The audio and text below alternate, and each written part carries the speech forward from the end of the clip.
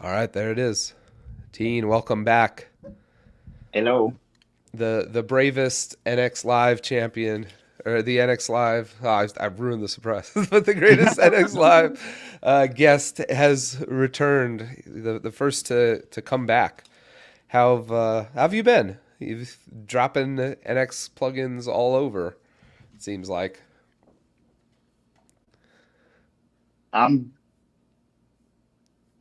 yeah. It's my Do you favorite got thing the to do. audio reverb from YouTube? Uh, yeah, it is mute now. I think it's sorry.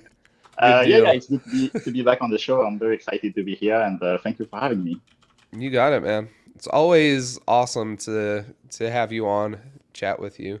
Let me throw up uh, the the repo that started it all. Let me throw it in the comments here too. So, folks, you can check it out if you want to see it. This is the repo where all the magic happens. So we got NX Rocks, a set of NX plugins to enhance your NX workspace, even more. So last time you were on, we talked Spring Boot, which Exact.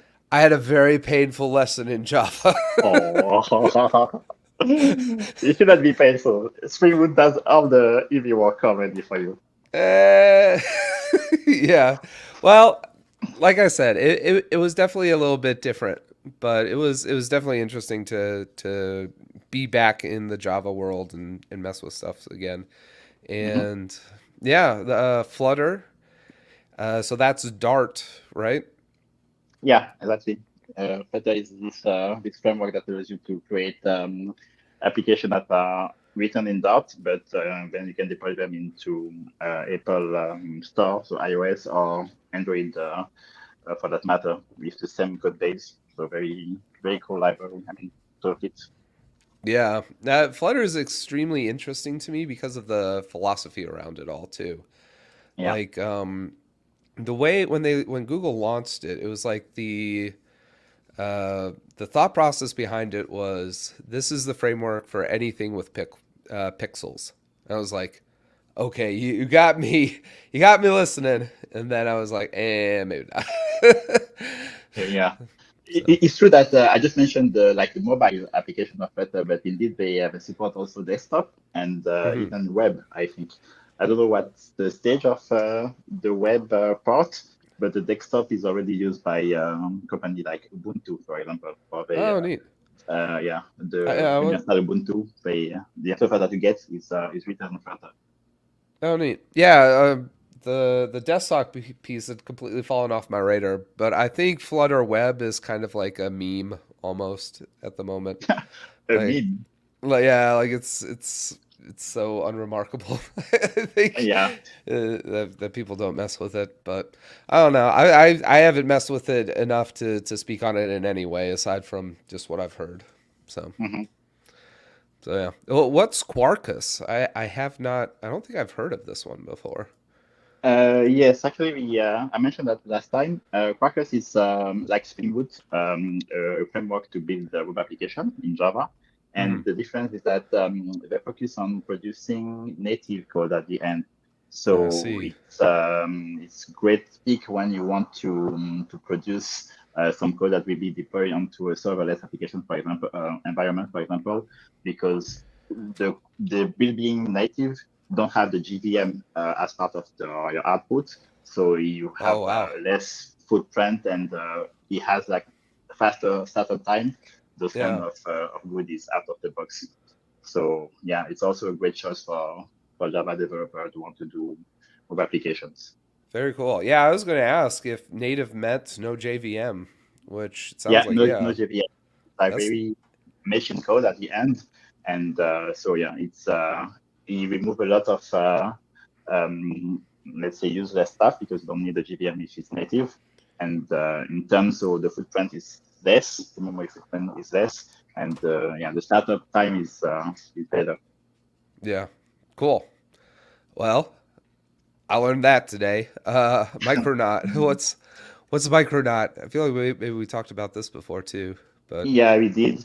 And Micronaut is just like Quarkus. It's the same purpose in the sense that it's also a web framework that allows you to build applications that are compiled into native.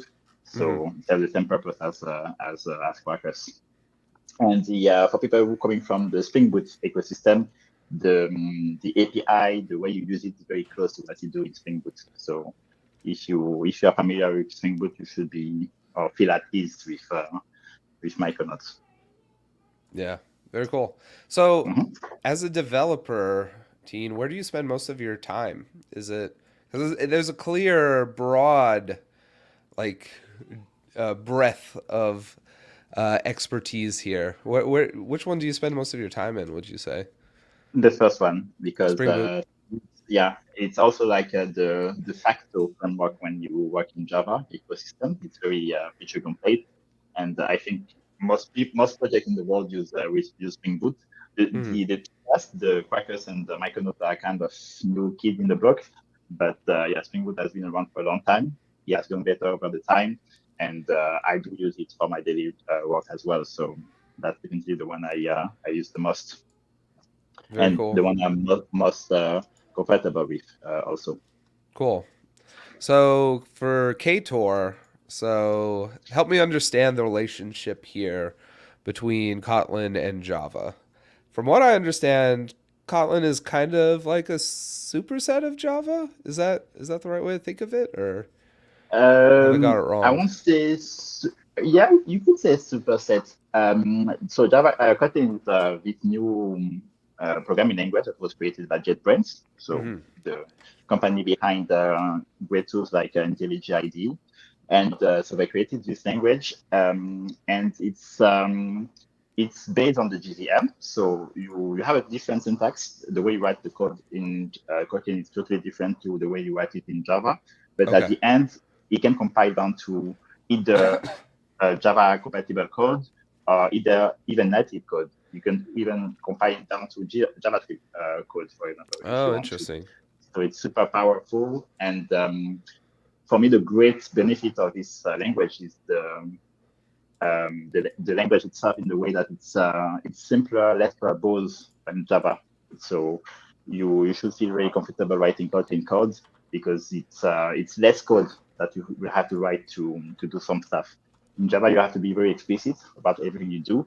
In Kotlin, you have some widgets that you can use, and yeah, it's a great pick if you want to do something different, like a different syntax, for example, Hmm. but still benefit of the Java ecosystem because this Yeah. is one of the great things with Kotlin is that it's a different language, but it's totally interoperable with Java. So you could even import Java code from your Kotlin application and or Java libraries. So super easy to integrate. Yeah. Is there any downside to importing a Java library into a Kotlin app? Like, are you going to lose out on some of the tooling or something like that? Or is Uh, I don't think so because okay. you should still be able to like use the code the same way. I'm not that familiar with Kotlin to know if there is some downside in terms of performance, but I don't think so. I think it's even one of the great things that they promote on their website, the fact that it is totally interoperable with Java. So I don't think there is that many, or if there are some downside to do that. Very cool. Oh, I see Gregory here in the chat. What's up, Gregory? We were just talking with Hey, him. take away.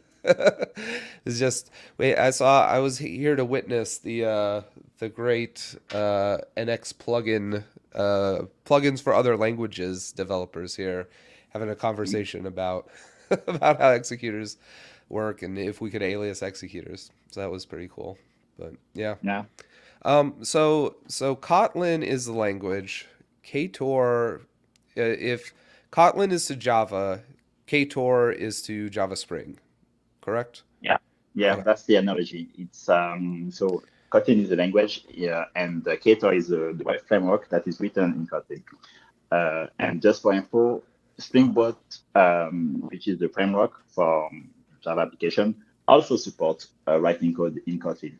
So you Oh, could already do the same thing with Spring Boot using the Kotlin syntax. It's I think it's even the first class language internally. So yeah, you could totally code in Kotlin using Spring Boot if you want to. Oh, that's crazy. I didn't realize that, but that's really cool. Yeah, they do. Um, They do. yeah. Every time I see Kotor, it makes me think of. I'm gonna expose the nerd in myself, but it makes me think of Star Wars: Knights of the Old Republic. Isn't that the thing? I think that was Kotor, but Well, I don't get the reference. I'm not not a big fan of Star Wars. I mean, not that I'm not a big fan, but I don't know Star Wars that much to to know the reference. yeah. But yeah, maybe. Well, if anyone in the chat recognizes that, let me know. Otherwise, maybe I'm just crazy. But yeah, Yeah. For me, yeah, the K was for sure in reference to Kotlin, but the yeah. rest I don't know. Yeah, I wonder. Oh well. Well, so we'll get started here. Looking at some of I've got a project here. We'll go through. I'm planning to turn the reins over to you and have you review my Kotlin code. Like I'll maybe give Sure. you a run through in a little bit here, and you can Okay. tell me what I did wrong or where my Kotlin code is real bad. but Sure. but yeah, we wanted Yeah. to start out before we got there with a special little announcement here, which is Tine has just been inducted into the NX Champions program. So Yay. yeah, congrats, man. Thanks so Thank much you. for all the work you've done. We were looking at it just a second ago, but that's a lot of plugins to maintain, and you Mhm. do a good job. So really appreciate your stuff, the stuff you've been putting out, and looking forward to having you in the program, man. So Thank you very much. I'm very excited to be joining the program. I'm you looking got it, forward to man. it. Yeah, well deserved. Well deserved. All right, Thanks. enough ceremony and enough chit chat. Let's pull up our sleeves and get into some code. Let's Um, go. yeah, so let's take a look. Let's do this first. I'm going to close out most everything, and let's just run an NX graph because I think there's a quick win we could do just by this. So I've got the project graph open. Let's show all projects. Oh, it hasn't updated yet. Ah, what Did you happened kill there? the did Did you kill I did I the not kill execution, it? the previous one? I don't know. I wonder if this is an issue with the daemon. Actually, I'm not sure. Let me see. Ah, NX graph. NPX the Let's try it again. Yeah, it's still there. Let me make sure the API client doesn't have that line. Maybe I committed it by accident. I don't think so. No, it doesn't. So yeah, okay. Maybe let try me. to reset the daemon then. Yeah, let's try that. Next reset. Okay, let's try now. Hey, there we go. Well, I'm gonna we kind of gave away the ending, but we can still show the trick and how it works. But mhm. so this is my project graph as it looks right now. I have our API app over here. So this is the Kotlin one, right? And then Yes. to do is a React application. And then API client is JavaScript, but not specifically React. It could be any kind of JS client. So we could have maybe used it for Angular or used it for Solid, maybe. I don't know. Quick No view. Vue. Yeah, I always forget Vue, but Vue's cool. I haven't given Vue a fair shake for sure. Mhm. But I think if we look at my local host, I happen to have both of these applications serving already, I believe.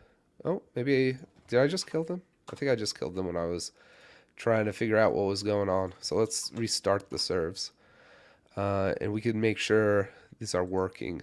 So by starting up the API, I think, if memory serves me correctly, if I go to like my models for the to do right here, we're going to like initialize the cache with one to do, which is buy milk.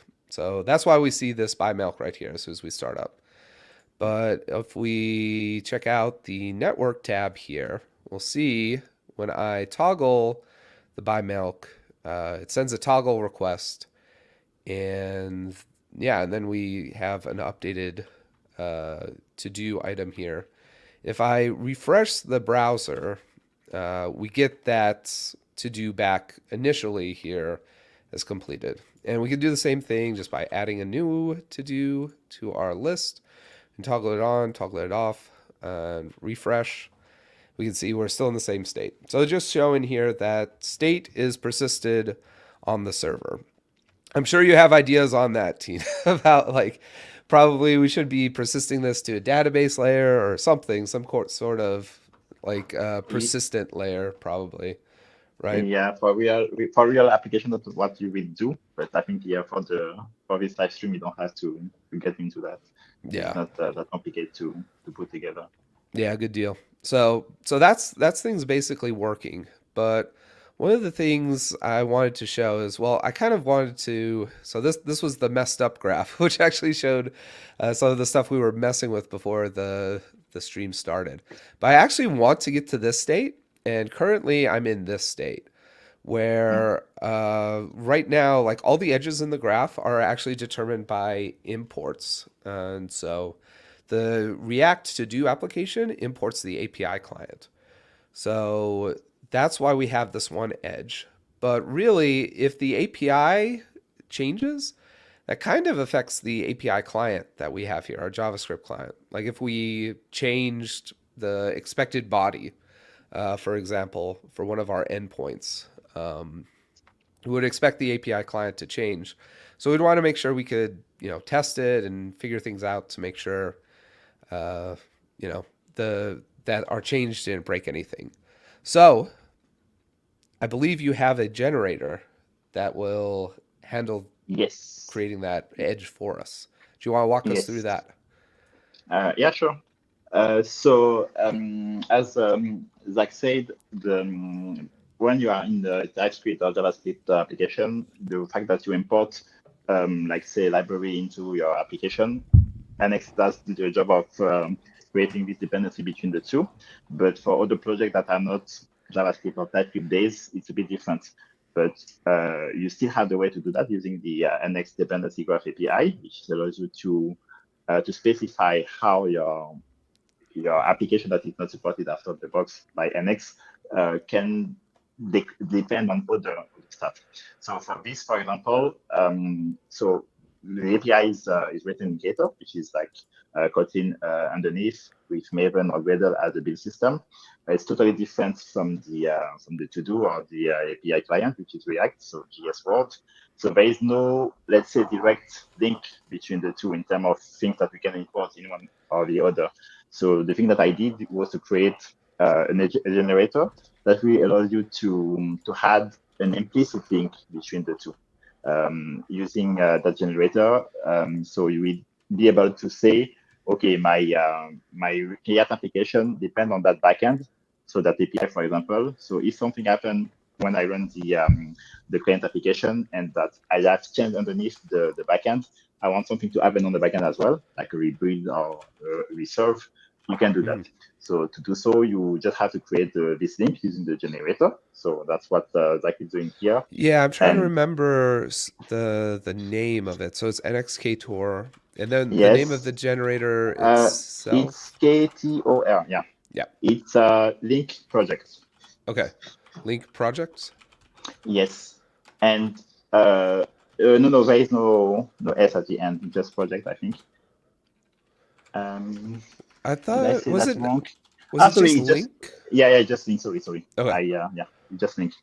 And yeah, so the when you link, you have to specify the source project. So the source project is mostly the like the Ktor application that you want to link or to have the dependency to. And the target application will be here the to-do client, for example. So Okay. you have the choice of either using this option, or you could directly type the name of the project. You don't have to like use the option. You could just type in API like as the first argument, and don't need to do the target leader, you can also put like the name of the second argument, and Oh, by really? default, it's as if you were using the dash dash source project name or dash dash target project name. Okay, cool. Yeah, I saw. So I assumed I could just use source project name as the default option, Yeah. but I couldn't tell Uh, that yeah, from I think that. this. I don't know if this is a bug from the way it's rendered, but Hmm. basically in the schema, I guess in the schema JSON of the generator, I defined the first. I mean, the default option of the first two options here is the first argument and the second argument. So as soon as you have two arguments, it should be able to like run without having to specify the option name. Cool. Well, let's hit it with a dry run and see how it works. It looks like it did what it was supposed to do. Yeah. So let's try it without the dry run. There we go. So let's click into that just to see what it did.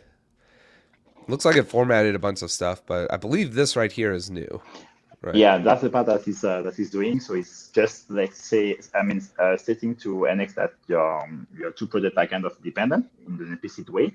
So Hmm. it's not really as efficient as if you knew exactly what has changed in the like the API or the to-do client. So whenever something will happen, you really have to run the command again. But at least you can, if you want, specify that there is actually a link which is implicit between the two projects. Right. All right, cool. Well, let's I think it was number 3. Let's restart the graph and let's see. That should make, yeah, now we have a straight line so that the API client depends on the API like we Yeah. were looking to do. So, that's kind of interesting. I think a lot of the power of the NX dependency graph is actually when you can happen to avoid the implicit dependencies and just let everything be determined by the inputs. I think that's Yeah. really powerful in terms of like creating scalable task pipelines that Mhm. can scale regardless of how large your application gets. Like essentially, what we did was manually draw a line here between API client and API, right? Yeah. Which, I mean, it works. It accomplishes what we set out to do in this example. But Mhm. if there's a lot of these we got to draw, then it Yeah. starts getting a little hairy, right? Yeah, So, I totally agree. And I don't know if there is a way to do that differently because given that you have two different technologies, like you have Kotlin one side and you have JavaScript, TypeScript on the other side, yeah. I don't know if there is really a way to like really know if I mean if something changed from the other side to really know that you have to like rebuild or I don't know. It's an open question to me. And so that's why the option is there for people if people want to explicitly specify the link between the two. But Hmm. I mean, you don't have to do that either. It's up to you totally. Yeah. I think I have done this before for sure. Added the implicit dependency here. Another Yeah, thing I've done, which I think works a little bit, I don't know if better is the right word. It's maybe hits my preferences a little bit nicer. Is instead of having an implicit dependency between the specific packages, I'll just hmm put a end-to-end project at the top that actually will spin up, the front end project and back end project, and that ah, end-to-end will have the an implicit dependency to the apps. So that at least okay, reduces like the number of lines you have to draw to just what applications does this end-to-end project touch, hmm which at least conceptually it makes sense to me. So I like that yeah, I approach. agree. I agree. I agree. It makes sense. Yeah, but this works too, especially for this example. I think that works really well. So cool. Well, that's one thing we can do with the Ktor plugin. I do want to have you take a look at some of my other code here too. Um, Sure. we kind of did like a broad overview of the architecture, but let's dig a little deeper inside of the API project because I'm not sure if I did things right. I guess here's my application .kt project. So package right here. This isn't that different from how Java does packages, correct? Yeah, It's almost exactly the same thing because Okay. again, Kotlin is very it works on Java kind of. It's based on Java, so the way you declare package, the way you import them is pretty much similar. And here, for example, you are importing some stuff that come from the Kotlin. Those are like Kotlin libraries, but you Right. could even like import things that come from Java directly in your Kotlin code. So the interoperability between the two is really a thing. Cool. Did I do this backwards? Uh, I don't know the way I mean, I don't know how you generated this when you created the project with the starter, but you have to specify. I mean, in Java, you have to specify like so the other way around. So then NX, then another name, for example. Mhm. So I don't know what you did when you, you generate this code. Maybe you, you type it like that, but Maybe. I honestly don't recall. I wonder if I did yeah, that wrong, or maybe I don't think. I don't know. Well, we'd have to check it out in reverse at some point. But yeah, yeah. If you haven't, maybe this is a bug in my plugin. I will have to check this out. But yeah. Well, we'll check it out off stream. But I guess so. This is like Java. This is where you do public static void main. Is that right? Is yeah, my Java it's memory good? yeah, it's the same, and then have a bunch of arguments, but it's actually the same thing. It's like the entry point of your application, and Okay, this is where things really get started. Actually, that's the gotcha. thing that we start the server, and then the server will take care of the rest. But Is there this is something really the about is there something magic about the function name main yeah. or okay, Yes, this it has to be named that way. If you name it otherwise, it won't be recognized by the framework or by Kotlin. And gotcha, yeah, we have to use this exact name and with this exact signature as well. gotcha, cool. Yeah, and then well, I'm using Tomcat as my embedded server. I believe there was like an interactive prompt that asked me about this kind of Yeah, stuff, and I exactly. chose I chose Tomcat because that was familiar to me. is, Okay. is I Tomcat mean, the right choice or is that the worst choice? no, it's not the worst choice at all because Tomcat is also like very like most of the. I won't say if it's I don't know if it's the most used, but it's very well used in the Java ecosystem. Okay, And but yeah, it's a good choice. But indeed, you have other choices available to you when you generate a Ktor project. You have a choice to use another web server application that is called Native, for example, that you can use.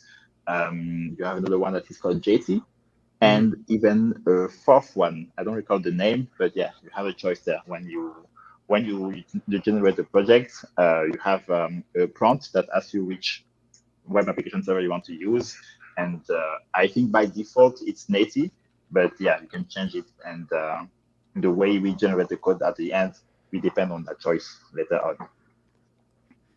cool. Cool. So essentially, so this it's I don't know. It's just kind of interesting to me that this kind of stuff happens at this level. Like at least do it with a lot of Node stuff. We wouldn't really specify the kind of server to run. I guess maybe Node encompasses that. Kind of. I Uh, don't know, but I won't say so because you in Node you also have to like define what will serve your application, for example, because if you are using something like Express or Next.js, I guess there is a step where you need to like start something, no? yeah. Well, I mean, I think at the end of the day, you're creating. Well, with Express, you're starting the application. Like you create a Express application, and then you Mhm. start it. Um, I don't know. I guess I had in my mental model at least Tomcat put on some other level from that kind of what was going on there. Whereas like Node or Express, I would have Express I would put on the same level as Ktor, maybe. This was what I was assuming at least.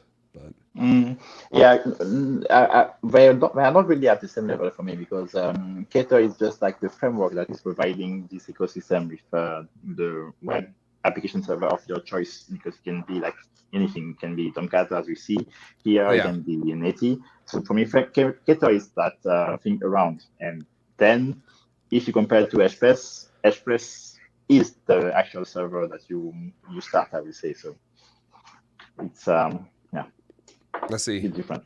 Cool. Well, okay. So once I've got the function main, I do reference here for my module argument Mm-hmm. the application module. So that's just, I imagine that's just pointing right here, right? Yes, exactly. Yeah, I was telling you before the live stream. A lot of what I did in this application was this was 2 hours of me and ChatGPT and Google and your plugin. So your plugin actually was the most helpful of all those tools. But all those things and then 2 hours and pattern matching is how Hmm. we got to where we got to, which I think it's a we saw it was a working application. So Hmm. I'm proud Yeah, of yeah. that at least, but I'm not sure exactly about some other things that are going on here. Well, one of the things too is just the syntax. Maybe if we just look at line 10, Yes. embedded server.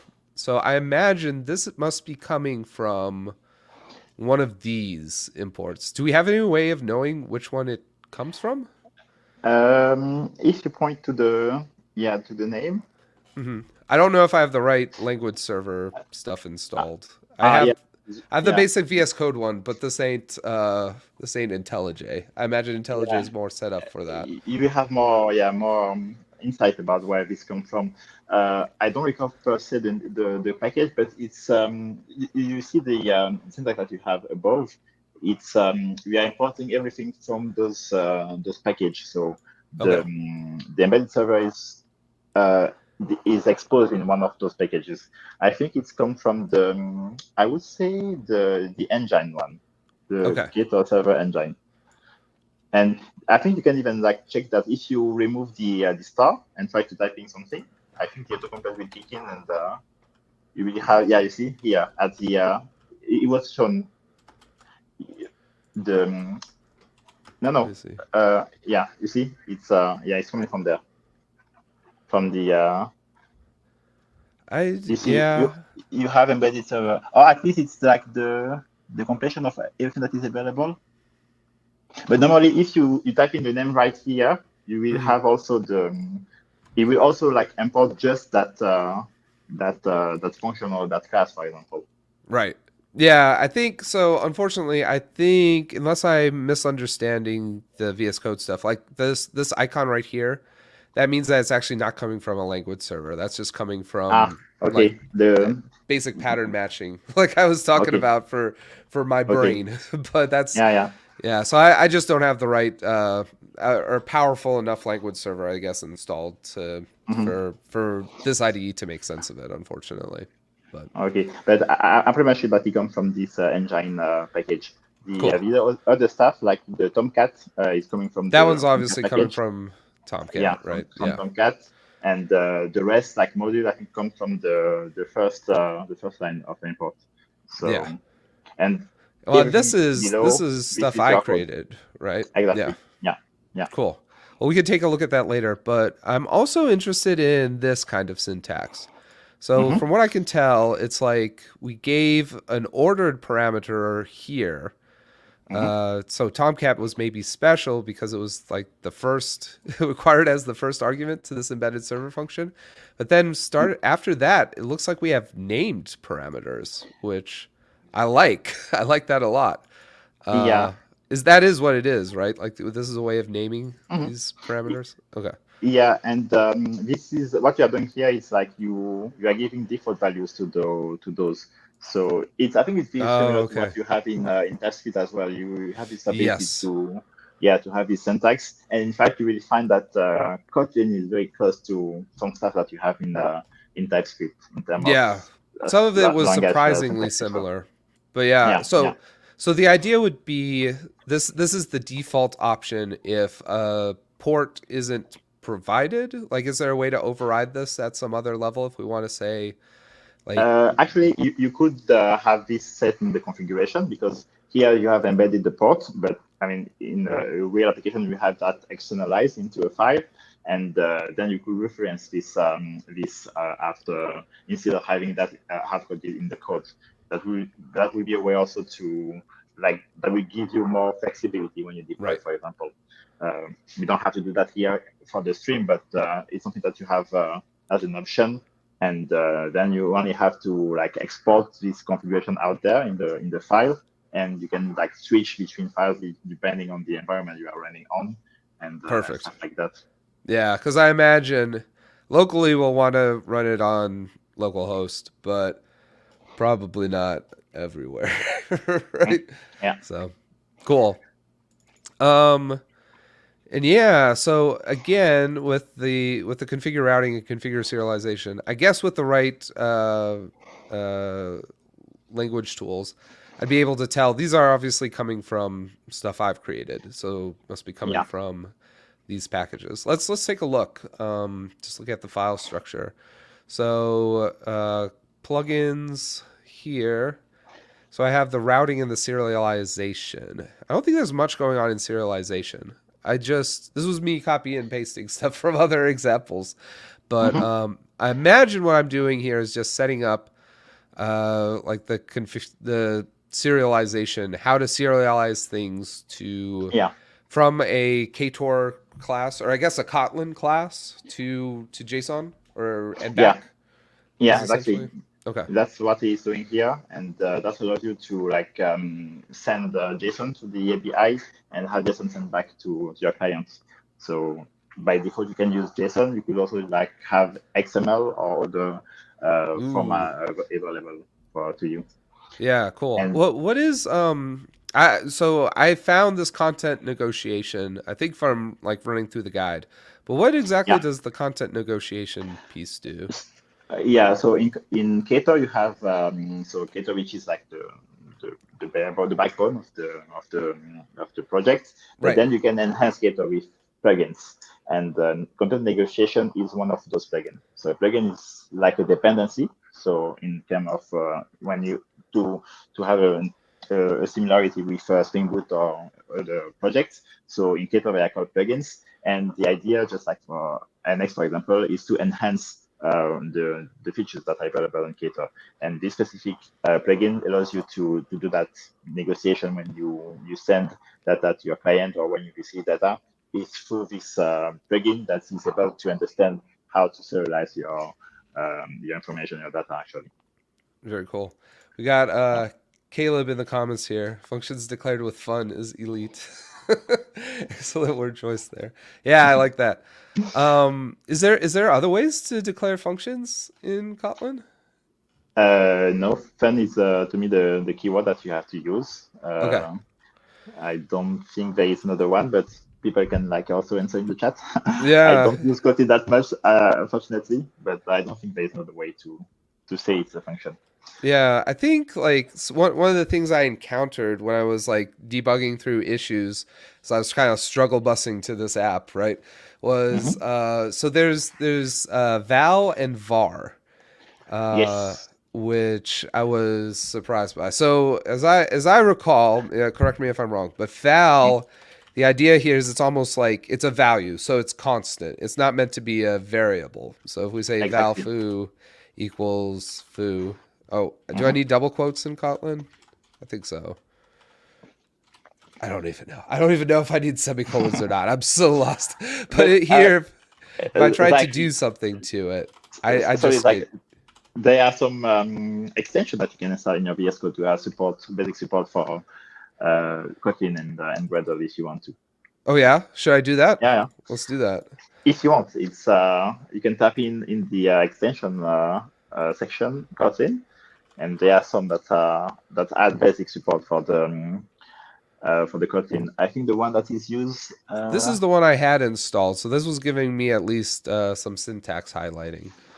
Yeah, I think there is another one that was using even the language server. I don't recall the name exactly, but it should be on the top of the rest. Yeah, it might be this one. Let's try this one. Yeah, yeah. It's a bit a shame that, I mean, it's a bit sad that they don't have an official plugin yet, but I guess they want to promote maybe IntelliJ, that's why. Yeah. Well, that's the thing. If it's a JetBrains IDE, Mm. I guess that's what they get. But yeah, I'm still not. I should be getting like some syntax highlighting to tell me no right Yeah, here, yeah. right? This should be like a compilation error because Hmm. given that you have declared your variable with the val, you should be able to modify that variable. Right. Um, it's like the const in TypeScript word. Yeah. And instead, if you want the variable reference to change, then you have to use var, and this is like the let in TypeScript. Yeah. Which makes sense actually if you think about it. Like variable. Like I always think of a constant as a variable, but that's actually like the opposite of what it is. Like a constant is a constant because it's not variable. So Mm-hmm. yeah, but yeah, that makes sense. So is there any concept of like TypeScript for example? You could say well const foo equals something like this, and then I don't know bar sure. Is there any? I wonder, can we do stuff like that? Yes, you have this equivalent of anonymous thing. Yeah. And in Kotlin, the only difference is that I think the syntax is a bit, I don't recall the syntax to be honest, but you have to have, I think, a keyword in the part on the left. I think you have to use it Oh, okay. to reference something, and then you can have this anonymous declaration available to you. But yeah, it's maybe better to have a look. There is a playground that where you can try out some Kotlin code Oh, somewhere cool. in the doc, and Play. yeah, a playground. I don't recall the URL per se, but I can look it up. Yeah, I think I found it. Playkotlinlang.org. But Yeah, yeah, that's the one. So you could like try things out, and I think they even have examples that you can like pick and see how things are done. yeah. So if I said foo, can I do so like lambda?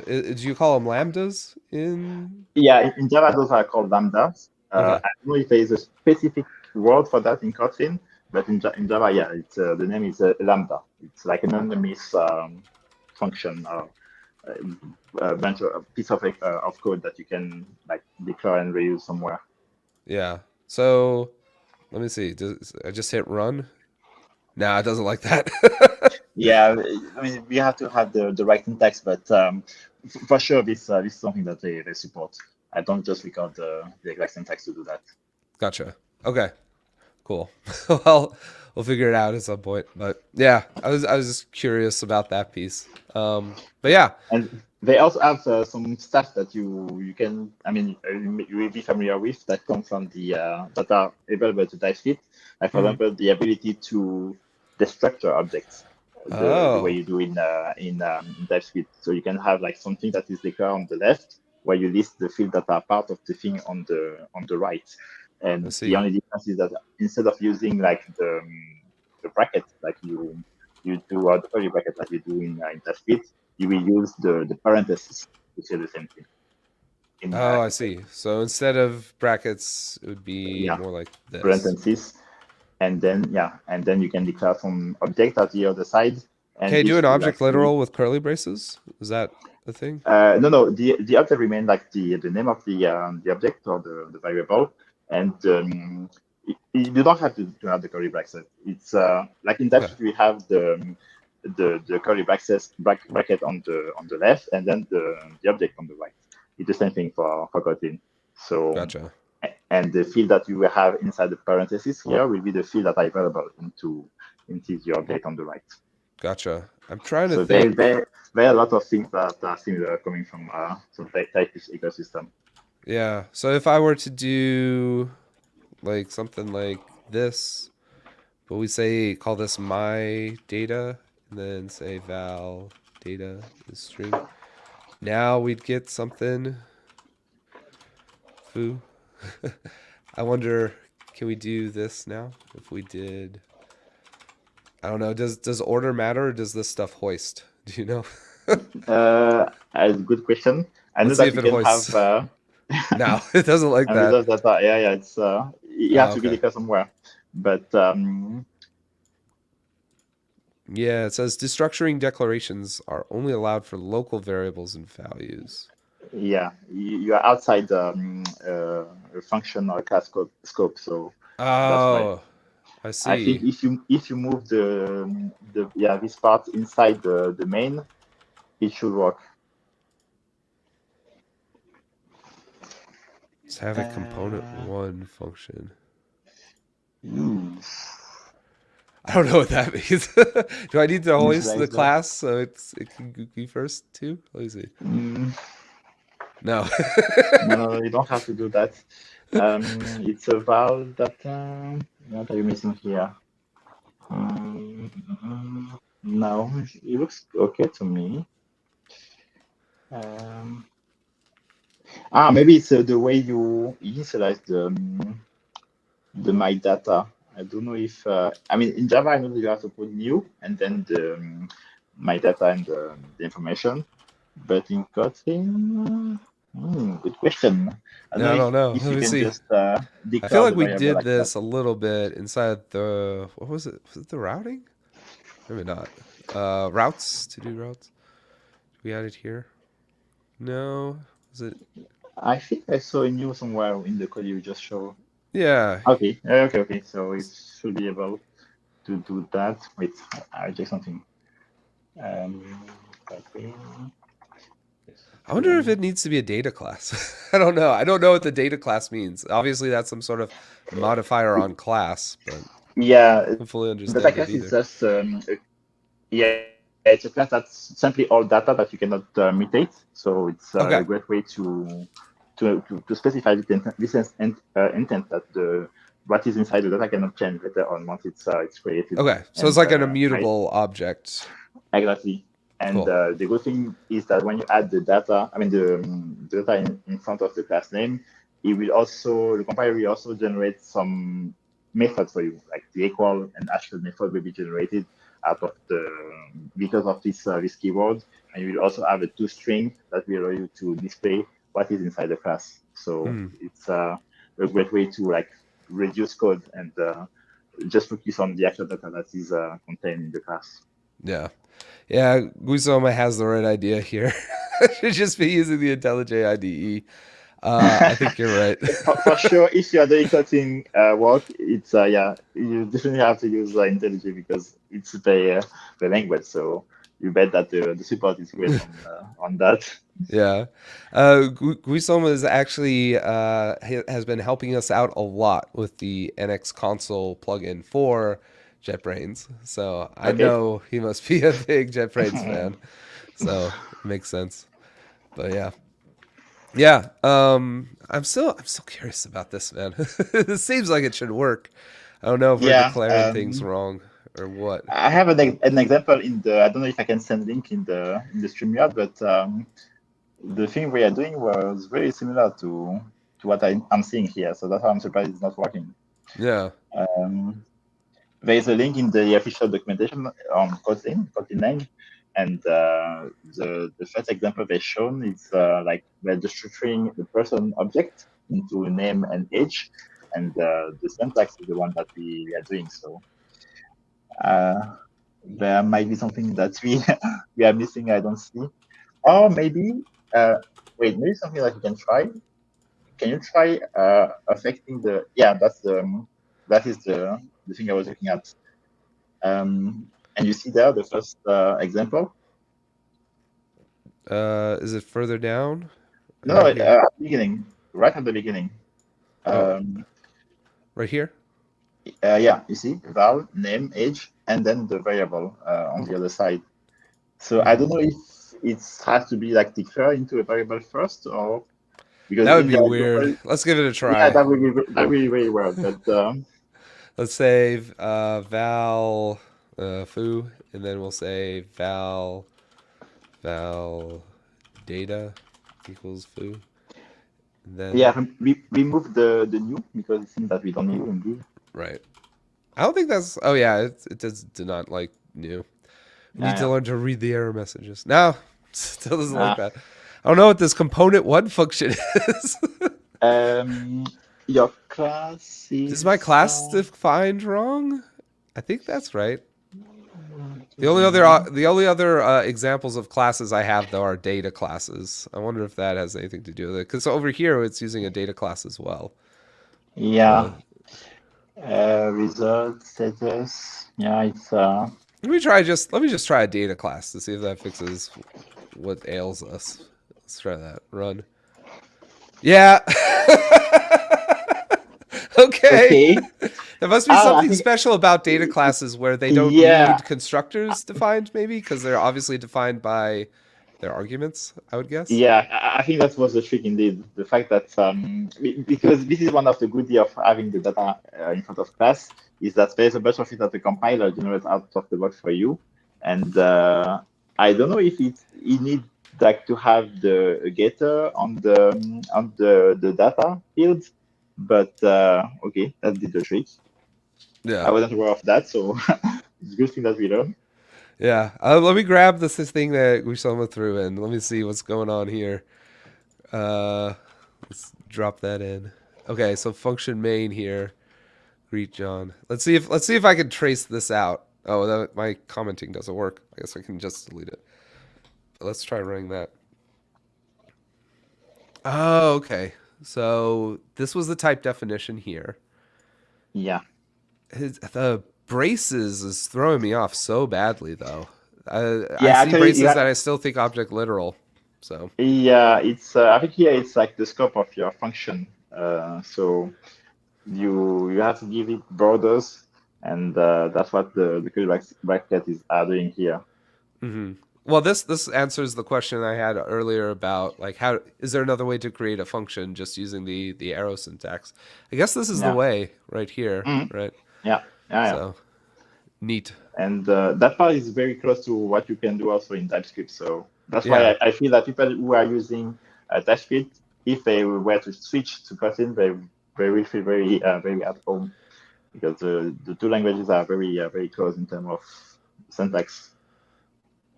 Yeah. I just wonder if you can use so we can throw around references to functions as values, but Mhm. I wonder if we could do something like where we say given a function return a new function as some sort of Normally data. you could because the function is just a type at the end. So, but in then when you're in your call, you will have to like give a function that's as the argument of the great function. Yeah. I wonder let me try this real quick. Does this work? I don't think so. No. No, I no, I guess mean not.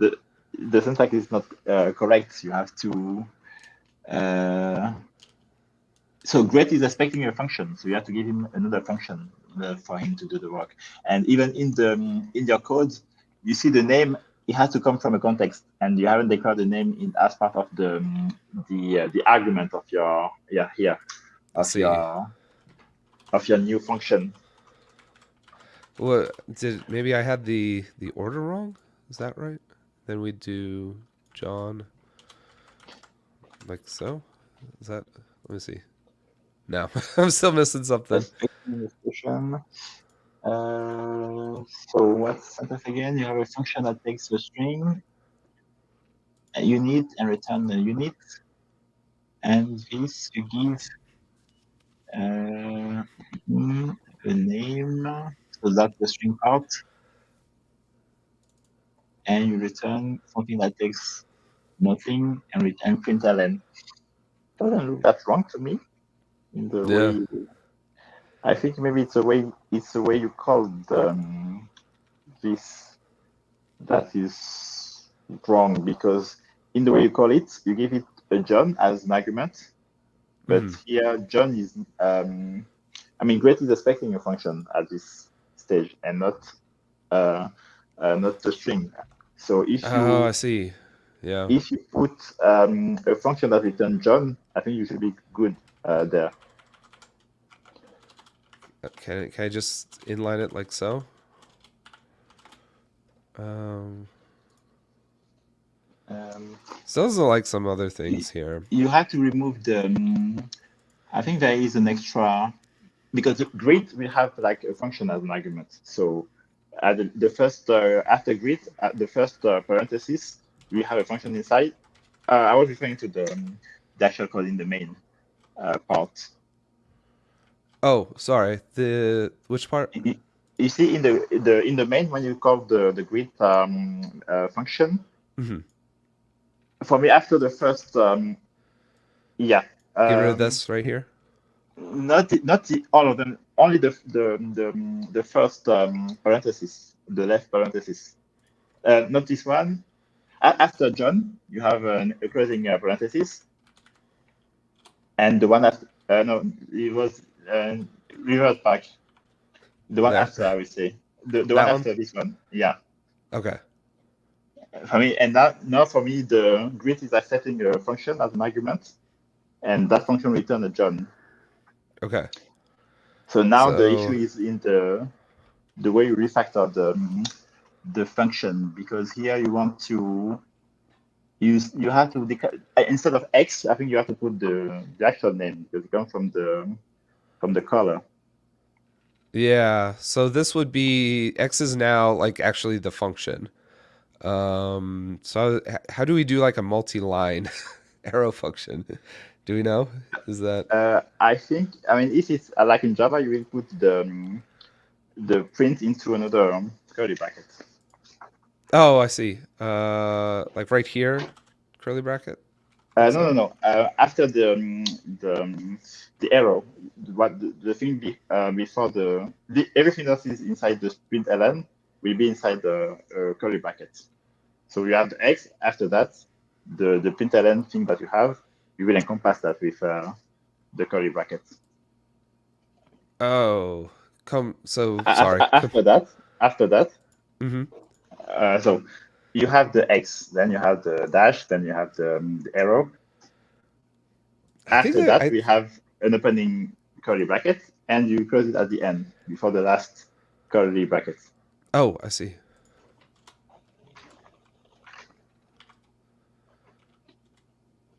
I'm sorry. I'm just not following, I don't think. Right? So x after the arrow chain, Mm-hmm. you will open here. Yeah, here we Open open the curly here. bracket. I will Okay. say. Oh, I put on insert somehow. Okay. Open the curly bracket, and then is here where we'd create a string using the x function, or like using Uh, val or something, or is there a way to just like inline it inside of the string here? Is that a thing? what do you want to align? Kind of like this is what I want. Ah, I don't think that works though, right? actually, you could call you could call the x, but then the x will have to be inside the parenthesis, if I remember well, because just like in TypeScript, actually, you could have like the same thing in TypeScript, and so just the only difference is that instead of curly brackets, we have here you have the parenthesis, but you should be able to do that. So for me, you just have to move the x inside the parenthesis, and then that x, the one at the end, the one that you are using in the end. Oh, I see. Yeah. Inside the parentheses, and get rid of these curly brackets. No. You want to invoke the x method inside the hello string, right? Right. So here you have placed the x outside of the parentheses. The syntax to call I mean, like in TypeScript, you will have written so the dollar sign, the curly bracket, and in there Oh you yeah. can put like anything. You can put like another call to another function, for example. Right. And here it's the same thing, just that instead of the curly brackets, it's the parentheses that you have to use. Okay. Like that? Yeah. Is that right? And then we can get rid of this. I thought you were going somewhere else, but is that right? But you want to I don't following what you're trying to do, but if you want to invoke the function, it is okay. But there, what you want to put inside the x, I don't see any parameter. Oh, well, the parameter would just be the it would return this, right? So it would be, Okay. It's an empty function. yeah. So when we call it, it should evaluate to John at this point. Mm-hmm. I think if Let's I let's try out. greet must be initialized. Okay, Greet. this greet Uh, right here doesn't like this, I guess. uh, hmm. It is initialized. You are missing a closing parenthesis somewhere Yeah, think. around the println. Wait, you have the first x Yeah, let me make it a little println. bit bigger. Oh, that's Uh, too big. oops, yeah. Println. Yeah, I think. Huh. I don't think you need the starting. No. I mean, there is something that is missing here. I don't see the closing curly bracket at the end. After the equal, there is no curly brackets. The ending curly bracket. You have one here, you have Oh, I another see. one after, but no, it's not close. So, yeah. Does that work? Expecting expression. Expecting Uh, close. Ah, use the separate expression. Ah. Uh, I wonder. I wish they had line numbers on these. I guess that's all uh, over here. Oh yeah, they do have line numbers, kind of. yeah. Greet.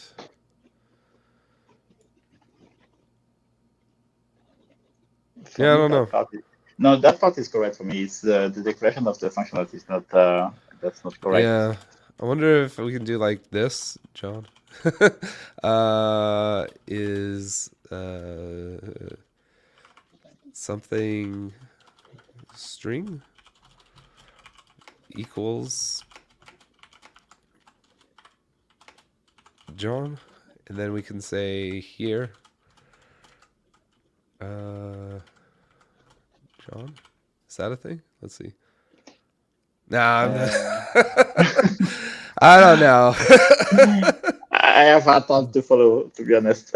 Yeah, I've tried to be too clever. All right, let's move past this. We tried. All right, so I guess coming back to Ktor, so we put all that aside. We looked at the serialization. We messed around with syntax. We're defining routes. I actually kind of liked the syntax here for defining the routes, which I'm still curious about, like what the syntax exactly means. Like obviously this is declaring a function, Yeah. but this is interesting to me. Like right here. Is this essentially like I don't see a return statement for a lot of these, but what it looks like is for route empty string. So for basically the root route, put a get handler here and just Yes. have that get handler respond with our storage, right? That's Mm-hmm. that's what's going on here, Yeah. which I think almost anyone, any programmer could probably understand that. And Yeah. the to do storage, I think that was just declared alongside the model class over here, right? So we have a mutable list of to dos here. We populated it initially with one, and now since it's a mutable list, we can kind of inside of our posts to create or to toggle, we can kind of update what's going on in that list. But Mm-hmm. the to do class is a data class, so we already know it's immutable. So even though the list is mutable, we can't mutate the individual items inside of it, which is something I kind of encountered while I was doing stuff there. Yeah. So, so yeah, that was all pretty neat. So for example, the post to create, uh, like we for here we have to parse things out of the body that gets sent into the post, Hmm. Specifically, I think this was just like the title we're going to get from there. So once we have the create body, we're going to create a new to do, and we're going to create it by using the constructor here. We're going to get an ID. Right now, I know you're cringing at this, Tine, but it's just a way of getting a unique ID, okay? Just let me be. It's fine. It's fine. For the application, it's I won't I know it's fingers at just a you. demo. I guess so. The immediate enhancement I can think of here is use UUID, right, to get a truly random ID. Hmm. And the even better way is to allow, I don't know, some sort of persistent layer to determine what that ID is going to be. Yeah. So I think In we had the talked about this a little bit last time with Java Spring. Like, there's all kinds of stuff around that for if you're going to connect to the various databases, it'll give you like APIs towards that. Is that how it works? y- yeah, I mean, in Spring Boot, they have a dedicated sub package, like it's called Spring Data, that allows you to like interact with database. Like can be Mongo database, can be Postgre, can be whichever you want. But Mm-hmm. basically, they provide you all the goodies to like so that you don't have to actually write the code that will or the SQL code that will go to the database to update or retrieve information. Out Right. of the box, they can generate some of this stuff for you. So that you can only use the like the Java interface to manipulate the data with your persistent layer. In Ktor, I don't think there is. I mean, I'm not aware of a plugin to do that out of the box. So maybe there is. I don't know. But you could very well import any. Maybe this exists in like a Kotlin library, and you could import that Kotlin library as part of your Ktor project and Mm-hmm. have the same features more or less. So in Spring Boot, everything is like into the same ecosystem. In Ktor, I'm not aware of a solution to do that out of the box, but the idea remains the same. It's always better to like separate your actual controllers. So the thing that we are seeing here with the roots, it's always a good idea to separate those from the actual part that interact with the persistence layer, so that if you were to test things, being having a separator carefully is easier to test and also easier to maintain and also more evolutive. For example, if you want to switch the persistent layer, you only have to Yeah. change this part. The rest of the application is not really impacted by that. Yeah. What's the name of that pattern? Trying to remember the name for it. The I mean, what I to guess it's kind separate? of like just programming to an interface at the end of the day. I feel like I thought there was like a specific name for the pattern, like a Yeah, I cask think or something like that. I know loose coupling. It's Okay.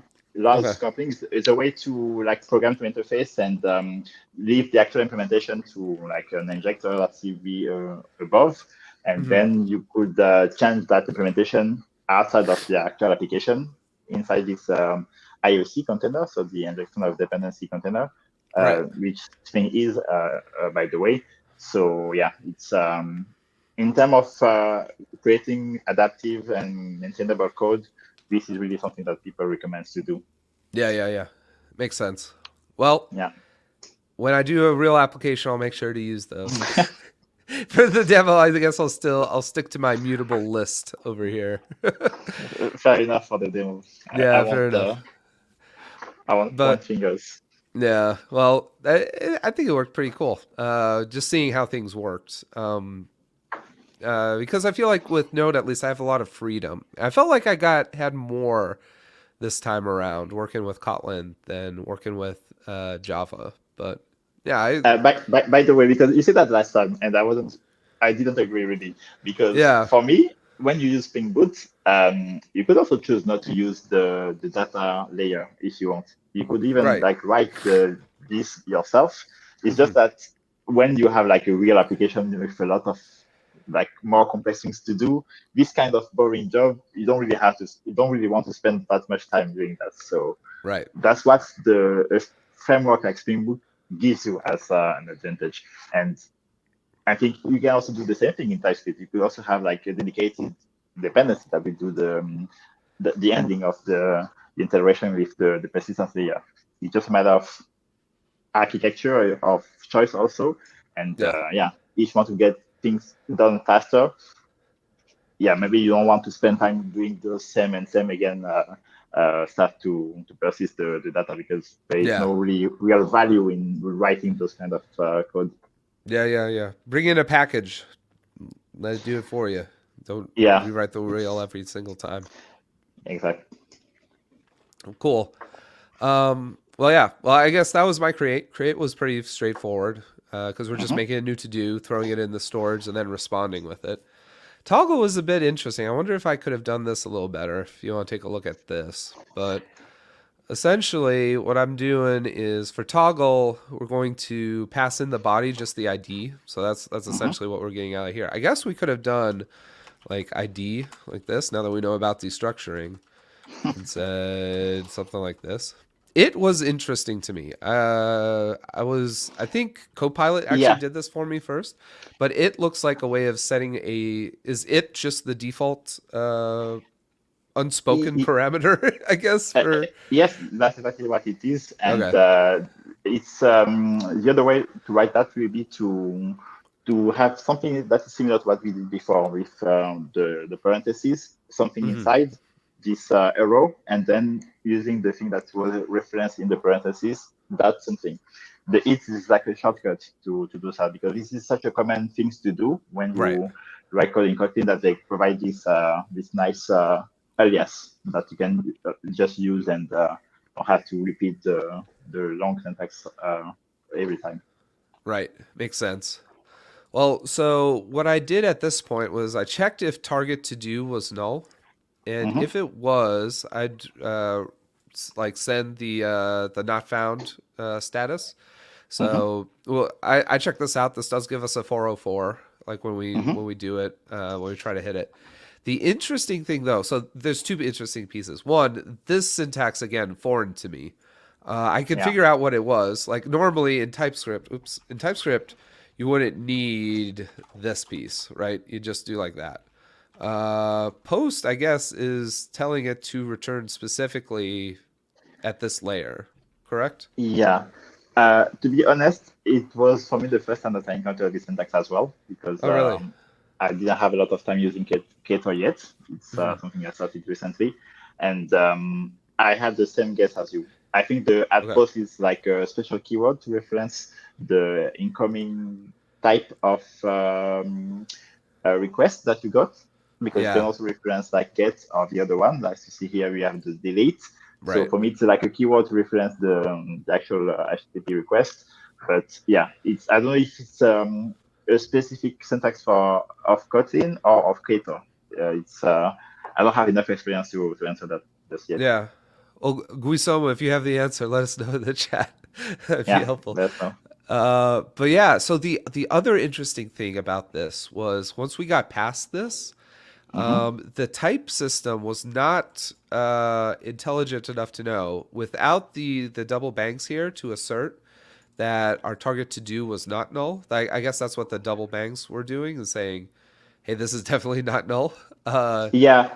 It was not sure that this was not null because at this point our target to do is because of find. What the find returns is either the type of our storage, which was a to Mm-hmm. do, Mm-hmm. or null. And so Yes. I would have thought because we did a check for here, then we returned that the language server, or this is beyond the language server actually. This is actually the the compiler, I The guess. compiler, yeah, it's yeah, Yeah. indeed. Yeah, I think it's a way. This is specific to Kotlin, by the way. It's the way they handle null safety. And as you said, when you access the to do storage that finds the type that is returned is a null label type. So it can be either to do or it can be null. And this is like static declaration. It's Hmm. that type. It's not dynamic at the end. So in Kotlin, you have null safety, so that if, for example, you were to use the target to do Yeah. without this check, it will throw out an error because you have declared the return of the find method as being something that can be null. You have to Yeah. check that when you are want to access a field of that object. If you are sure that it is not null, as you are here, you have to make this explicit. And Right. the right thing is that this forces you to have new safety in mind, and it will avoid you potential runtime error that you can have. Because for example, in Java, uh, you don't have to specify that. But then if you haven't done the check of the nullity of the target to do, you will have a runtime error saying Right. that something is null. And yeah, in Kotlin, the compiler takes care of that for you. And if you want to intend the fact that the thing is not new because you have checked before, then you have to be explicit. So Yeah. Interesting. it's it's a great thing to avoid like a common mistake that people do. Right, right.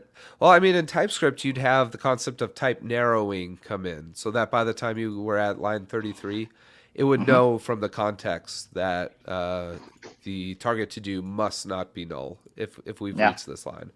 So, yeah, yeah, it was interesting to see. I would have expected something that's more, I mean, a smart. more robust. I would think of Kotlin and Java too as more robust type system than TypeScript, because TypeScript is kind of just a veneer on top of JavaScript. But I would have expected like the type narrowing features here. But yeah, Mm-hmm. it was interesting to And me for sure. maybe this is because in Java you don't have this powerful ability to catch potential null pointer error. That how they are called. They are catched in runtime. And as Mhm. Kotlin rely on Java to work, I think they I don't know the exact reason, but maybe it's something that they inherited from Java. So they cannot really totally be. I mean, the way they check for this kind of thing, I believe there may be some things that constrain this because of Java, not because Right. of Kotlin itself. I'm not sure about that, but this might be a reason why it's not that smart, or maybe it's intentional. I don't know. Yeah. It's a good question Interesting. to ask. Yeah. Yeah. Well, cool. Well, yeah.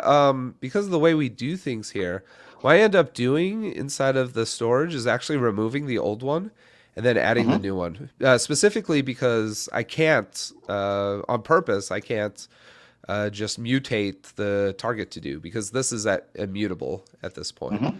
So instead, Hmm. I create the new to do and stick it in there. I guess I don't know if maybe my client is sorting it or my code is sorting it. Maybe it is, like by ID, perhaps. But it would seem like if we toggled something, it might get pushed to the bottom of the list.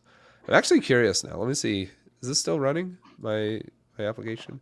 If I toggle milk, no, it doesn't really go to the bottom. uh, Yeah, I think they because you are declaring some data classes, and mhm. I believe the way they are inserted in the mutable list is using some kind of comparator to determine how to sort the items. So Gotcha. this might explain why it's Why the behaving why the as order default. is preserved here? Yeah. I So wonder. I wonder if I switched orders around, if it would know, or maybe I don't know. Yeah, I don't know. Anyways, well, yeah. So that was interesting, and then we can send like the new to do. So the new to do is added to the storage, and then it's sent back to sent back as the response to the request, and then mhm, delete. Similar thing. Do the whole null checks thing here. mhm. But then we remove it as long as it exists. If it doesn't exist, we do have returned by now and given like a 404. Whoops, wrong button. Um, but yeah, and then I don't know if we actually need to send back the target to do, but that's what my JavaScript client expected us to do, which Mhm. usually you do things the other way, right? Where you define the API first and then you write a client for it, but we did things the other way here today. So I just matched that, and that's what we got. So that was, it was pretty straightforward. Almost embarrassing that it took me as long as it did to get to it, but but yeah, like I said, it was interesting here to see a lot of these things work out. Um, yeah, and the importing dependencies was also another weird thing here for sure. Uh, which I'm sure I would probably, if I was using one of the JetBrains IDEs, there would be more helpful plugins for this. But Sure. one thing I didn't realize is I kind of saw, looking at some example projects, that I would need to update my dependencies in the build Gradle file.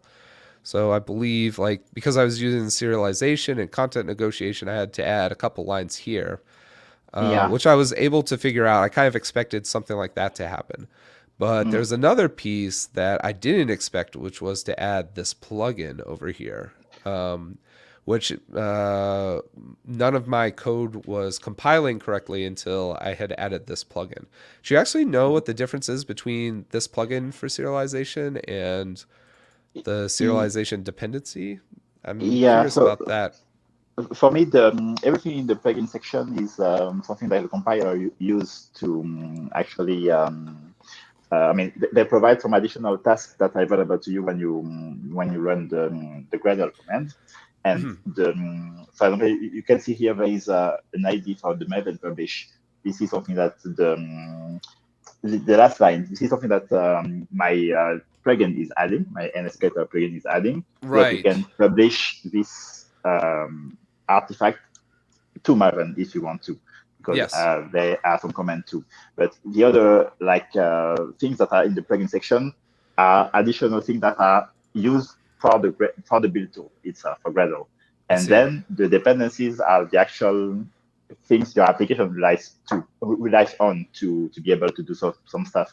For example, here the content negotiation, it's something that you actually declare in your code in order to be able to like serialize the JSON and the data and the one in one side and the on the other side. So this is actually the dependency of the application. It has nothing to do with the build tools itself, Gotcha. kind of. I Yeah. see. Okay. That makes sense. So this is more, I guess, if I'm relating this to Node, these would be like the dependencies inside of the package JSON, whereas Yes. this would be like if I'm defining, I don't know, the build config almost for like Vite, for example. Is that Yeah. Yeah. fairish? Okay. Yeah. Yeah. I'm sure that's That's not 100% on, but yeah. yeah. It's something that you don't really use directly in your code in terms of what you rewrite, but it's something that It's more the build build tool, related yeah, it's than build code related. related. Totally. Okay. Yeah, yeah, totally. Makes sense. Well, before I let you go, Teen, one last thing I wanted to ask about was we kind of looked at the dependency graph towards the beginning, right? So this was the original state, this was the resulting state. Mhm. One thing we actually didn't see here, we talked about this a little bit before the stream started, but if I wanted to separate out my API right now, like if for some reason further on down the line, like we decide we need to make our to do application a little bit more robust.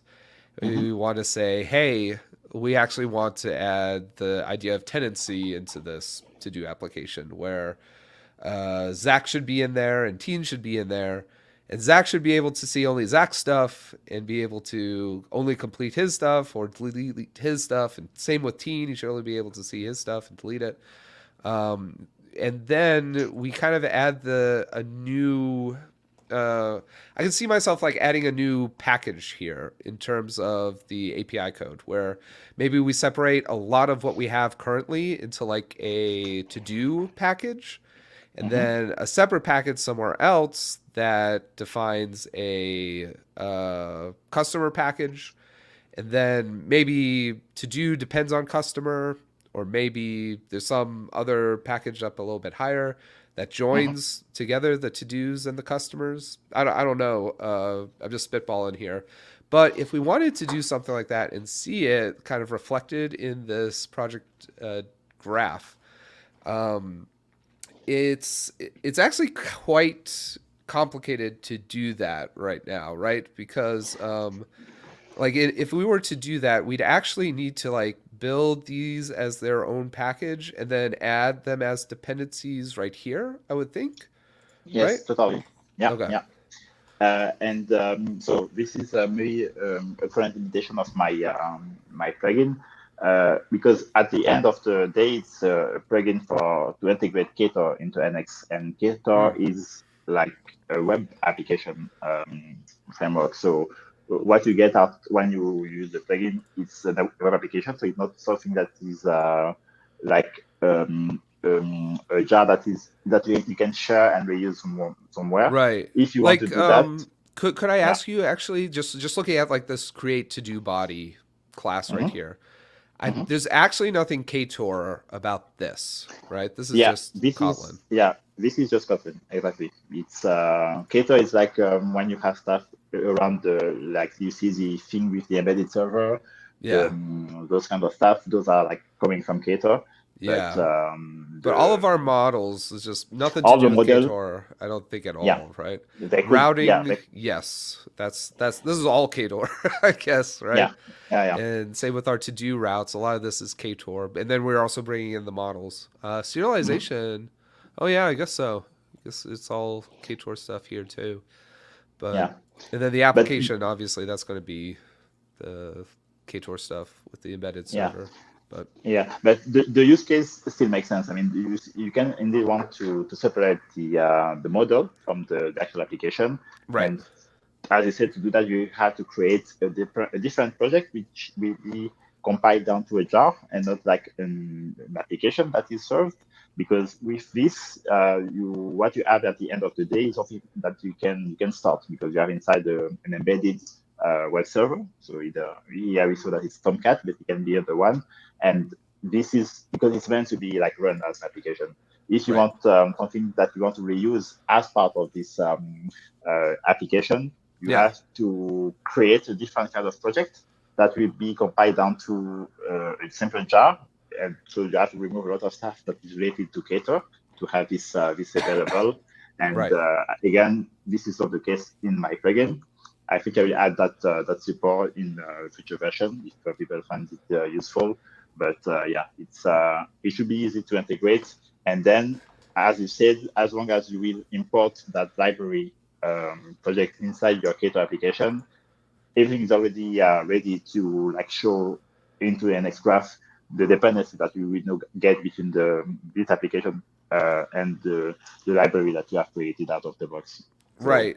So it's almost like the project graph, the logic behind the project graph. Those plugins are already set up for us. It's almost like what we need is a generator for a package. Is the only missing piece. That's going to do all yeah, the things we had talked about, like create its own, all the stuff it needs to create its own jar, and yeah. then probably something so that like any applications that need to depend on it, some way of updating their Gradle Yeah, files, maybe. actually, I don't it will know. be really simple. It will be like you will have like a Gradle or a POM XML, depending on what you choose as a build tool. The POM And XML was just like a different version of doing the same thing. Yes or no? well, in Java ecosystem, you have like two build tools that you can use. You have Gradle, which is the one that we are looking at, and Uh huh. Gradle uses this build that Gradle.ks KTS file as a Okay. configuration file.